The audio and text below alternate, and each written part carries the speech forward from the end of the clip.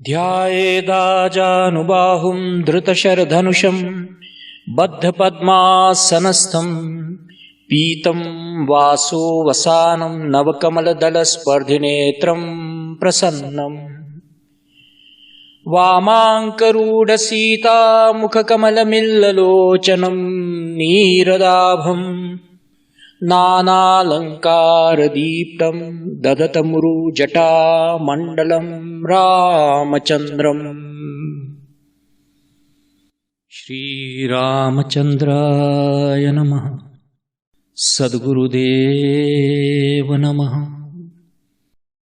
गुरुदेव ने ध्यान का अभ्यास कैसे होता है इसके बारे में बताया है। 2/12/51 को राजकोट में श्री गुरुदेव ने ध्यान के अभ्यास के बारे में समझाते हुए समष्टि में कहा, ध्यान के प्रारंभ के अभ्यास में इष्ट देव श्री राम जी का अत्यंत सुंदर मधुर मुस्कान वाला चित्त आकर्षक फोटो या श्री विग्रह पसंद करना। ऐसे सुंदर श्री विग्रह का फोटो सद्गुरु वर्ड के पास है जो कि आप प्राप्त कर सकते हैं। यहाँ उसकी एक झलक दिखाई जाएगी, पर ये फोटो बहुत बढ़िया है और ये प्रिंट करोगे तो बहुत बढ़िया आएगा। तो आप लोग इसे प्राप्त करना।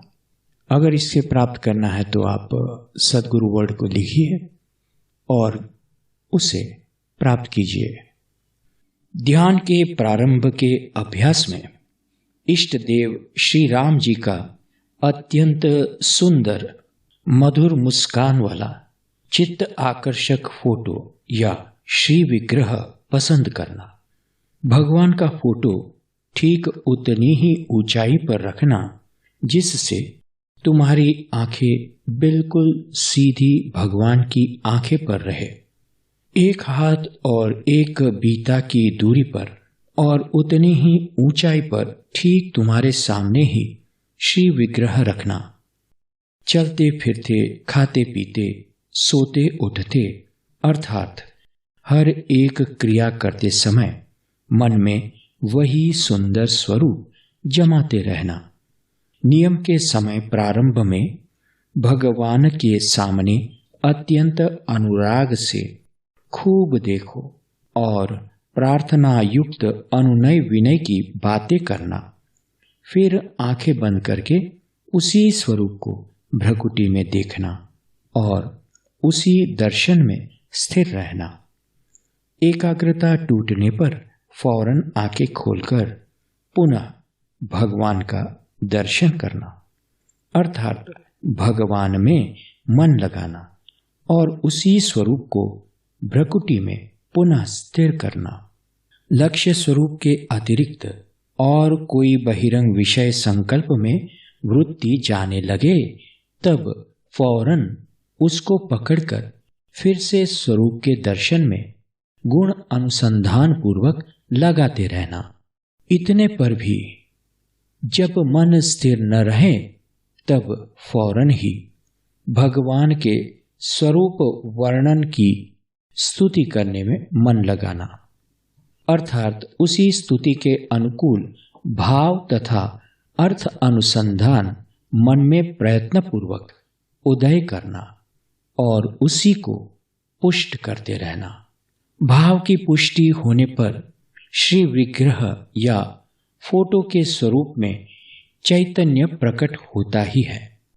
तभी हमारा ध्येय चिन्मय हो उठता है। गुण अनुसंधान से भाव अनुसंधान पुष्ट होता है। तब इष्ट देव की सर्वदेशीयता का दर्शन अविरत व सर्वत्र होता है। देखो, इष्ट देव के लोकोत्तर दिव्य गुणों का आविर्भाव ज्यों ज्यों अपने में होता है त्यों त्यों हमारे में उन गुणों की शक्तियां आविर्भूत होती है। परंतु साधक को चाहिए कि वह उनमें उलझ न जाए। अगर साधक इन्हीं में रम गया तो सारा परिश्रम यहीं पर ठप हो जाएगा। चलते चलते पगु थका, नगर रहा 9 कोश। बीच ही में डेरा परा, कहूं कौन का दोष। इसलिए साधक को चाहिए कि खूब सावधानी पूर्वक मान बढ़ाई तथा गुणों के सारे द्वंद्वों से परे उठकर परम तत्व का साक्षात्कार करें। देखो, इष्ट देव के गुणों का अपने में आविर्भाव करने से साधक में गुरुत्व आता है। तब साधक में से गुरुदेव प्रकट होते हैं, जो साक्षात श्री हरि के समान है। नर रूप हरि। श्री गुरुदेव को साक्षात श्री हरि के समान कहे हैं, जो वास्तव में सर्वथा यथार्थ ही है। मनुष्यों को अपनी पहचान कराने के लिए श्री हरि का मनुष्य रूप में ही मनुष्यों के आगे आना होता है, और यही है श्री गुरुदेव का मनुष्य शरीर, जिसके माध्यम से साक्षात श्री हरि शिष्यों के सन्मुख प्रकट होते हैं।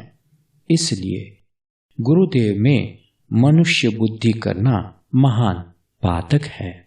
तीव्र जिज्ञासु को उत्थान अवश्य होता ही है। जैसे सती नारी अपने पति के नाते से पति की माँ, बहन और सब सगे संबंधियों की सेवा खातिर इत्यादि करती है, वैसे ही जिज्ञासु साधक को भी सभी क्रियाकर्म व कार्य अपने इष्ट देव का संबंध रखकर ही करना चाहिए। मानी है सब ही राम के नाते, तो सब कुछ करते हुए भी भगवान में ही मन लगा रहेगा। जब तक संसार के कार्य में भगवत स्मरण छूट जाता है और कार्य के परिणाम को लेकर मन उद्विग्न व मुदित होता रहता है, तब तक पक्का समझना कि अभी अपने को संसार में पूरा राग है। जानिए तब ही जीव जग जागा, जब सब विषय विलास विरागा। संसार के प्रति बिना मन का यानी चाह रहित होने से भजन वास्तविक होता है। ध्येय में केवल ठोस विश्वास होना जरूरी है। भोग मोक्ष की यानी सर्व प्रकार की सर्व लालच छोड़ने पर सच्चा भजन होता है। प्रीतम नहीं बाजार में, सोई बाजार उजार। प्रीतम मिले उजार में, सोई उजारी बाजार। इंद्रियों के विषयों में इच्छा शक्ति विभाजित हो जाने से मन की धारणा शक्ति कमजोर हो जाती है।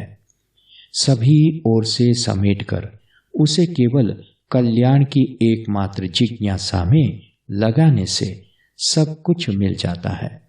बिन जल के हो जाने पर मछली की जैसी दशा हो जाती है, वैसी दशा साधक की होवे तो कल्याण में किंचित देरी नहीं लगती। जग जरा भजन चातक मीना, नेम पेम निज निपुण नवीना। अधिक स्नेही माछरी, दूजा अल्प स्नेह। जब ही जलतें बिछुरें, तब ही त्यागें देह। जहाँ तक जीवन में प्राप्त प्राणी पदार्थ जैसे कि शरीर, साथी, मित्र, दुश्मन, तप, व्रत, नियम, मकान, जमीन, दान, प्रवास इत्यादि इत्यादि से सुख मिलता हो, उन्हीं का चिंतन बना रहता हो तथा उन्हीं से ही सुख व रस प्राप्त करने की लालसा, अपेक्षा और भावना बनी रहती है, तब तक भगवान का चिंतन उदय नहीं होता। तब तक भगवत साक्षात्कार की एकमात्र लालसा और भगवान ही का एकमात्र विश्वास नहीं हो सकता। जब तक ऐसा नहीं होता तब तक मछली की जल की लालसा जैसी भगवान के लिए तीव्र लालसा हम में उदय नहीं होती और तब तक भगवत प्राप्ति भी नहीं होती। देखो, सही भजन व पूजन वही होता है जिसके द्वारा स्वयं को ही भगवान के श्री चरणों पर चढ़ा दिया जाता है। इसलिए भोग, मोक्ष या सिद्धियों के लिए साधन पूजन न करे। भोग चाहने वालों को तो पुण्य कर्म करना चाहिए। मोक्ष चाहने वालों को वासनाक्षय व वासना त्याग करना चाहिए और गुणों के व तत्व के चिंतक होना चाहिए।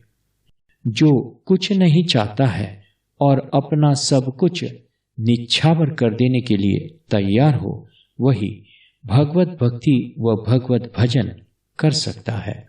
कामनाओं की लालसा व विषयों की ज्वाला से घिरा हुआ मनुष्य भगवत ध्यान या भगवत चिंतन कदापि नहीं कर सकता।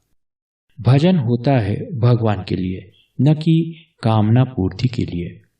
जहां काम है वहां प्रेम हो ही नहीं सकता। श्री सद्गुरुदेव नमः। श्री रामचंद्राय नमः। जय गुरुदेव, जय भगवान।